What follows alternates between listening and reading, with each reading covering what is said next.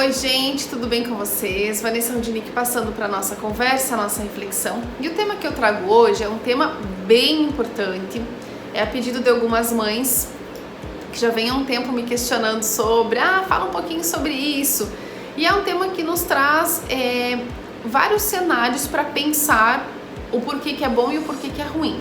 Nós vamos falar hoje sobre medicação. Eu não sou médica, né? Mas a gente atende bastante crianças que são medicadas por conta de orientações neuropediátricas, psiquiátricas, e a gente vê diferenças entre a criança medicada e a criança não medicada, e até que ponto isso é bom, até que ponto isso é ruim, até que ponto a família se sente confortável com isso, até que ponto a família não está confortável com isso, até que ponto tudo isso é importante ou não. Vem comigo pra gente conversar. Então, gente, falando de medicação, primeira coisa que é importante a gente refletir é respeitar muito a família nesse sentido, tá?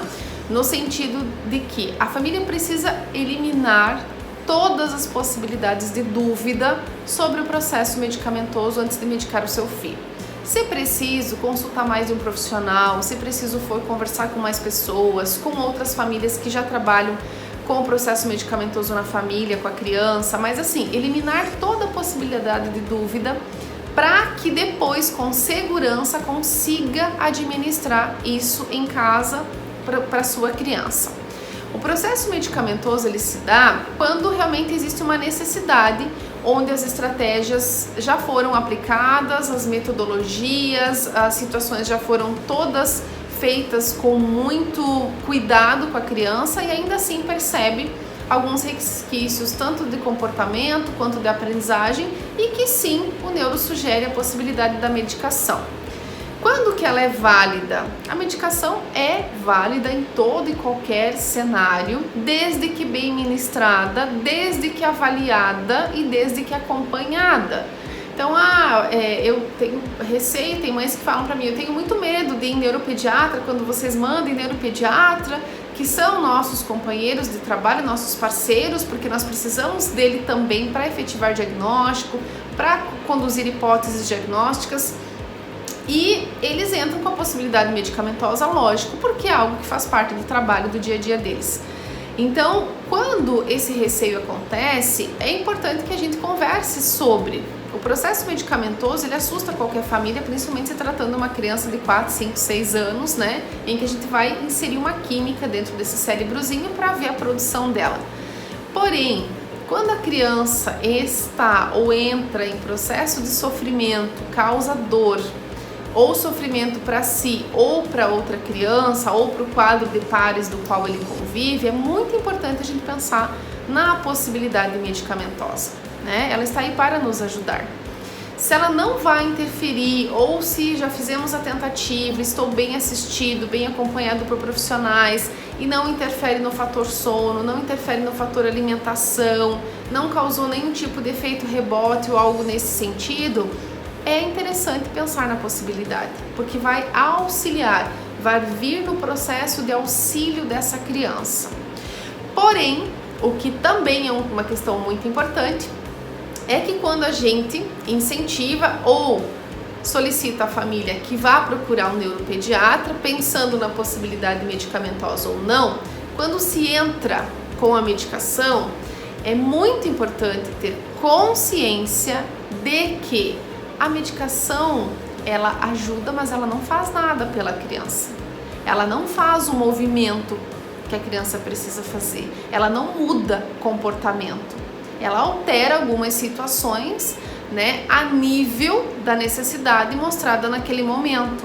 Mas, por si só, ela não acontece. Então, eu tô medicando meu filho, eu não vou mais em profissional nenhum, porque agora a medicação vai fazer tudo por ele. Não é assim que funciona.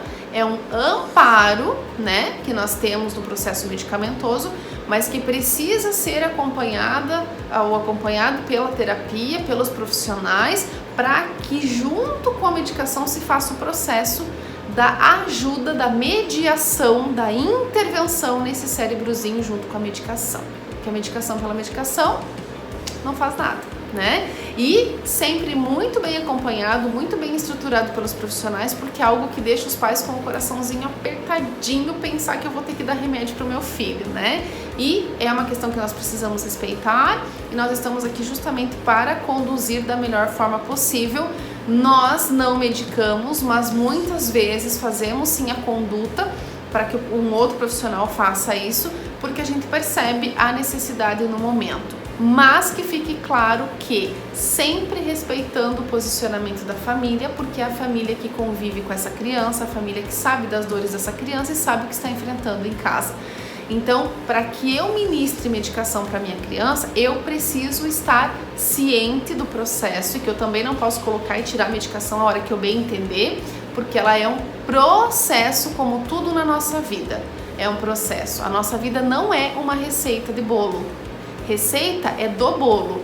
Na vida não se tem receita de bolo. É por tentativa e erro e buscando sempre o acerto, ou pelo menos na maioria das vezes, né? E quando não se acerta, reconhecer o processo e recomeçar.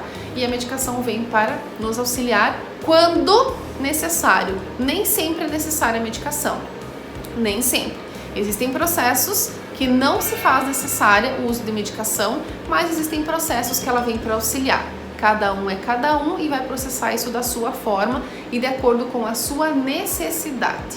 Tá bom, gente? Um grande beijo, vale a pena a gente refletir um pouquinho sobre isso e fiquem com Deus até o próximo vídeo. Tchau, tchau!